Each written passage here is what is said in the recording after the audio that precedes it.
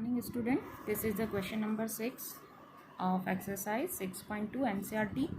PQ and RS are two mirror placed. PQ and RS two mirror placed and parallel to each other. It means PQ parallel to RS.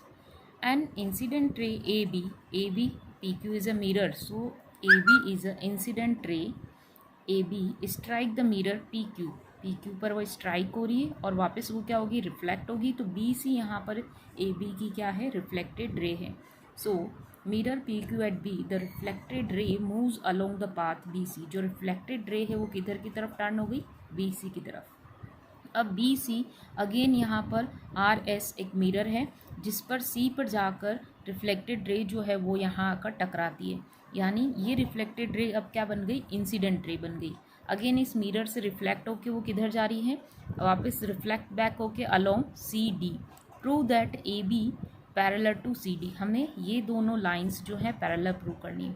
तो first इसके लिए हमें पता होना चाहिए what is the law of reflection. First law of reflection is the incident ray, reflected ray and normal क्या होता है, जो यहाँ पर 90 डिग्री बनाएगा. ठीक है, तो यहाँ पर इस पर हम एक 90 डिग्री लाइन, स्ट्रेट लाइन खींचते हैं. ठीक है, normal are on the same plane. ये तीनों एक ही प्लेन पर है. Incident ray, reflected ray and normal are on the same plane. ये जो मिरर है सेम प्लेन इसको लेके चल रहा है, तो ये इस पर है. ठीक है, एंड इंसिडेंट रे क्या बना रही है, इंसिडेंट एंगल बना रही है जिसको हम बोलते हैं आई, small I.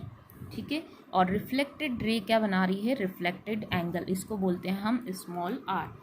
Second law of reflection according to second law, incident angle is equal to reflected angle, i is equal to are.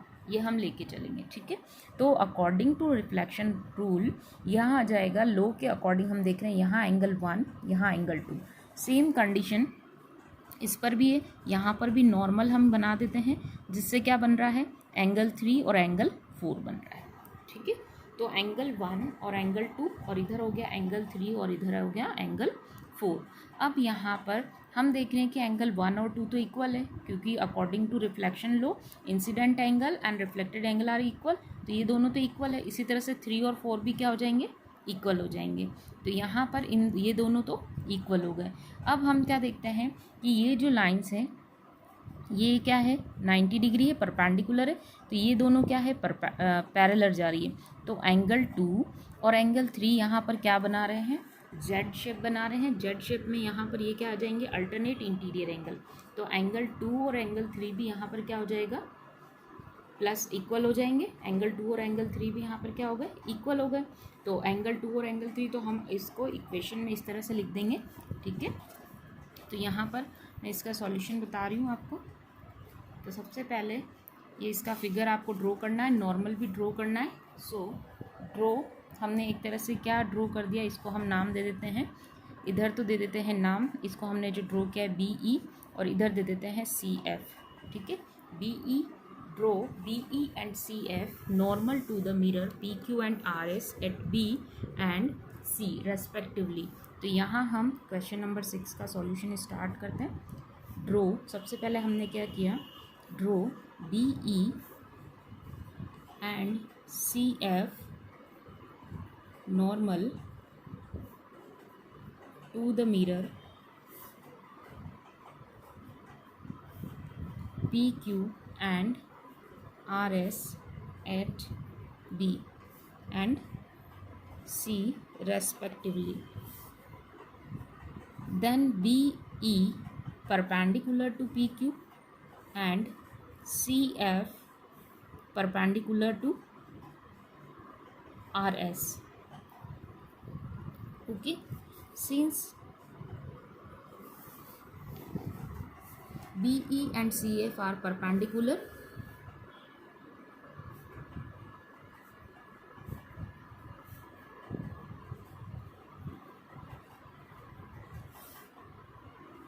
to parallel line PQ and RS respectively. Therefore BE parallel to CF, therefore BE parallel to CF. अब ये parallel है since BE parallel to CF and transversal line कौन सी हो जाएगी, दो lines parallel है तो इसकी ट्रांसवर्सल लाइन कौन सी, ट्रांसवर्सल है इसकी BC, ट्रांसवर्सल है BC, इसकी ट्रांसवर्सल लाइन, ये दोनों लाइन क्या हो गई पैरेलल BE और CF, तो इसकी ट्रांसवर्सल लाइन हो गई BC. BC is a transversal line. तो BC is a transversal line. So intersect कहाँ इंटरसेक्ट कर रही है, transversal BC intersects BE and CF at B and C respectively. Okay, so angle 3 equal to angle 2. ये angle equal क्यों है, क्योंकि क्या है ये अल्टरनेट इंटीरियर एंगल.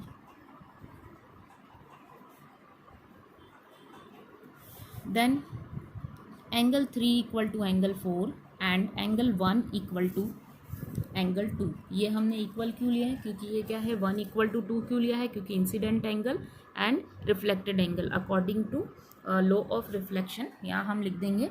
क्योंकि एंगल 1 और 2 इक्वल क्यों है, क्योंकि एंगल ऑफ इंसिडेंट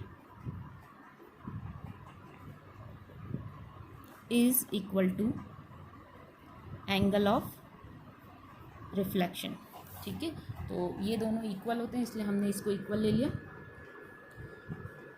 अब दोनों इक्वेशन को हम क्या कर देते हैं, प्लस कर देते हैं यहाँ पर एडिंग करस्पॉन्डिंग साइड्स. ठीक है, ये हो गया इक्वेशन 1 और इसको ले लेते हैं हम इक्वेशन 2.